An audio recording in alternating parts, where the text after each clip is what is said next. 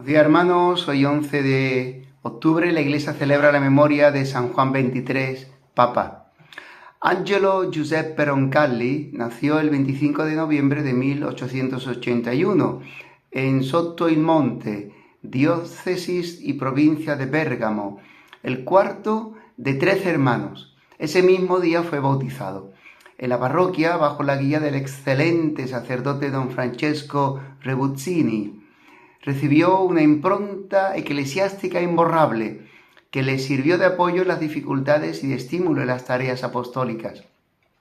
Recibió la confirmación y la primera comunión en 1889 y en 1892, a los 11 años, ingresó en el seminario de Bérgamo, donde estudió humanidades, filosofía y hasta el segundo año de teología.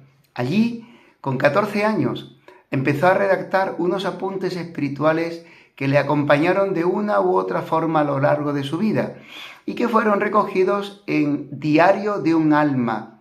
También desde entonces practicaba con asiduidad la dirección espiritual. El 1 de marzo de 1896, el padre espiritual del seminario de Bérgamo, don Luigi Sacchi, lo admitió a la orden franciscana seglar, cuya regla profesó el 23 de mayo de 1897. De 1901 a 1905 fue alumno del Pontificio Seminario Romano, gracias a una beca de la diócesis de Bérgamo para seminaristas aventajados. En este tiempo hizo también un año de servicio militar.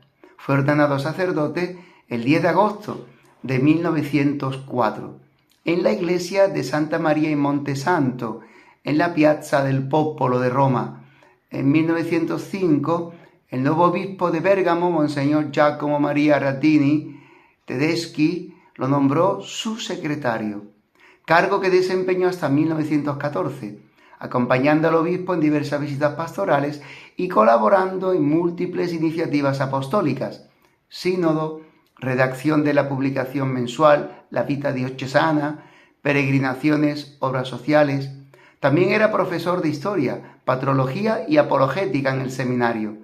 En 1910, en la reordenación de los estatutos de la Acción Católica, el obispo le confió la sección quinta, las mujeres de Acción Católica, y colaboró con el Diario Católico de Bérgamo, así como predicador asiduo, profundo y eficaz.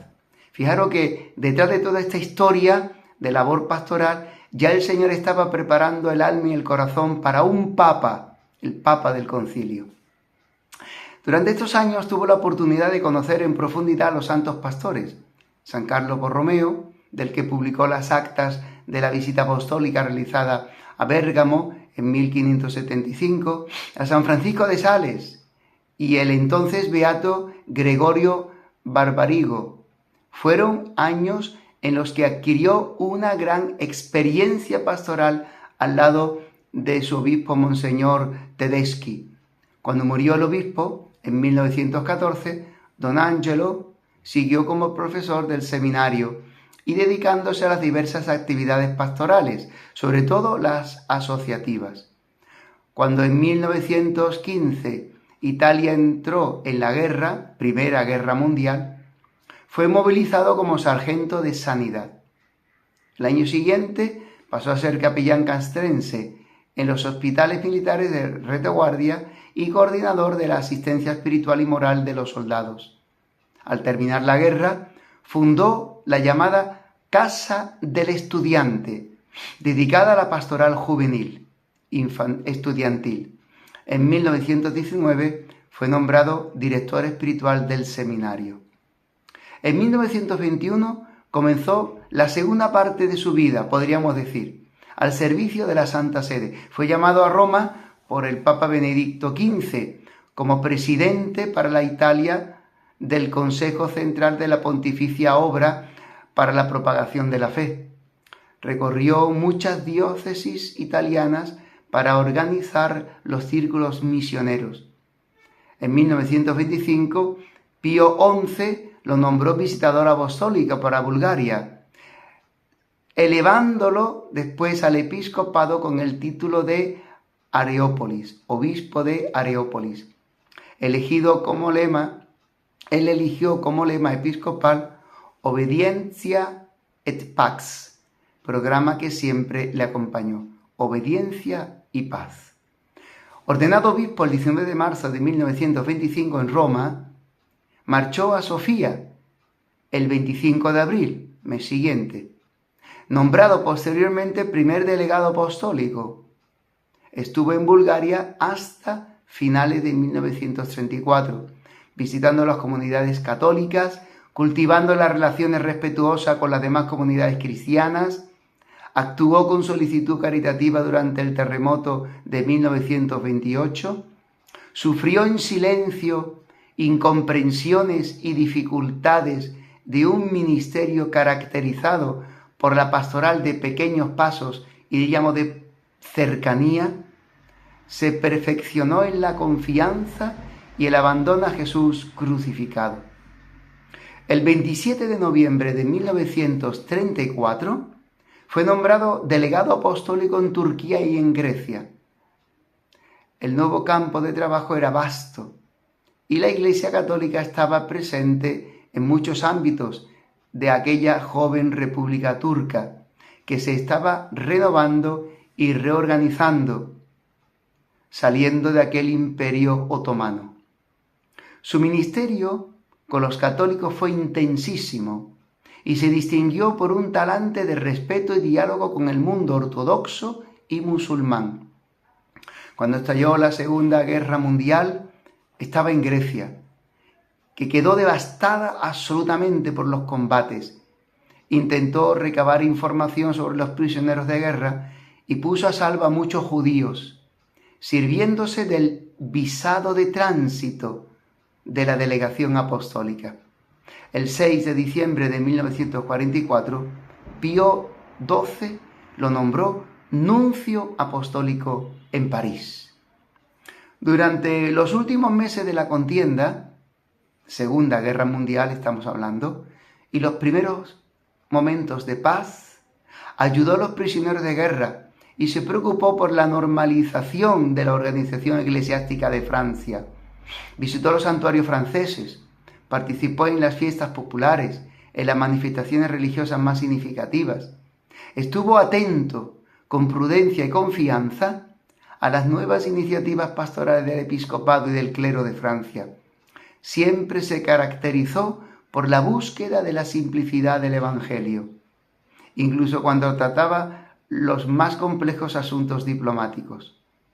El deseo pastoral de ser sacerdote en cualquier circunstancia lo sostenía. Y una sincera piedad, que en definitiva es la base de una verdadera santidad, se transformaba cada día en un prolongado tiempo de oración y meditación. Y eso era lo que le iba animando como espíritu que le confortaba y le fortalecía, digamos, como gasolina para la labor cotidiana. El 12 de enero de 1953 fue creado cardenal y el 25 promovido al Patriarcado de Venecia. Estaba contento de poder dedicarse los últimos años de su vida, estaba ya en torno a los 80, al ministerio directo de la cura de almas, al cuidado de sus feligreses, como cardenal, como obispo de Venecia. Contento de dedicarse estos últimos años a la cura de almas, realizaba así el deseo que siempre le acompañó desde que fue ordenado presbítero. Fue un sabio pastor y gran emprendedor de obras y actividades caritativas, sociales, de evangelización, igual y a ejemplo de otros santos pastores que siempre él había venerado. San Lorenzo Giustiniani, primer patriarca de Venecia, o San Pío X. Con los años crecía en él su confianza en el Señor, que se manifestaba en una entrega pastoral activa, dinámica y alegre. Tras la muerte de Pío XII, tuvo que venir desde Venecia a Roma al cónclave. y fue elegido papa el 28 de octubre de 1958, tomando por nombre Juan XXIII. En sus 5 años como papa, periodo no muy largo, por cierto, el mundo entero pudo ver en él una imagen auténtica de lo que es el buen pastor. Humilde, atento, decidido, valiente, sencillo, activo, practicó los gestos cristianos y las virtudes cristianas con las obras de la misericordia corporales y espirituales. Visitó a encarcelados, a enfermos, acogiendo a personas también de distintas naciones y credos. Se comportaba con todos con un admirable sentido de paternidad. Se sentía un padre de los hombres. Su magisterio social, muy importante, está contenido en las encíclicas Mater et Magistra de 1961 y en la encíclica Pacem in Terris, paz en la tierra. No olvidemos que esos años 60 fueron años de Guerra Fría y aunque gracias a Dios no surgió ninguna nueva guerra, ninguna tercera guerra mundial, pero sí es verdad que el ambiente era prebélico, de mucha desconfianza entre las naciones, sobre todo entre Estados Unidos y Rusia, la URSS de entonces. Convocó el Sínodo Romano, instituyó la Comisión para la Revisión del Código de Derecho Canónico y posteriormente convocó, para sorpresa de muchos, el Concilio Ecuménico Vaticano II. Como obispo de la diócesis de Roma, visitó parroquias e iglesias del centro histórico y de la periferia. El pueblo veía en él un rayo de la benignitas evangélica y lo llamaba el Papa de la bondad, el Papa bueno. Lo sostenía en su alma un espíritu profundo de oración, como habíamos dicho antes, siendo el iniciador de la renovación de la Iglesia. Él era el primero que vivía esa renovación con la conversión personal diariamente, irradiando así paz y confianza en quienes le observaban y le acompañaban en su caminar. Se lanzó decididamente por los caminos de la evangelización, del ecumenismo, del diálogo con todos, teniendo la preocupación paternal de llegar a sus hermanos e hijos más afligidos. En la tarde del 3 de junio de 1963, habiendo convocado ya el concilio, al día siguiente de Pentecostés de ese año, en un profundo abandono de su espíritu en manos de Jesús y deseando su abrazo, rodeado por la oración unánime de todo el mundo, que parecía haberse reunido en torno a él para respirar con él el amor del Padre, entregó su alma a Dios. Juan XXIII fue declarado beato por el Papa Juan Pablo II el 3 de septiembre del año 2000 del gran jubileo del milenio en la plaza de San Pedro, durante la celebración de dicho gran jubileo. Y el Papa Francisco lo canonizó el 27 de abril del año 2014. San Juan XXIII, ruega por nosotros. ¡Feliz día, hermanos!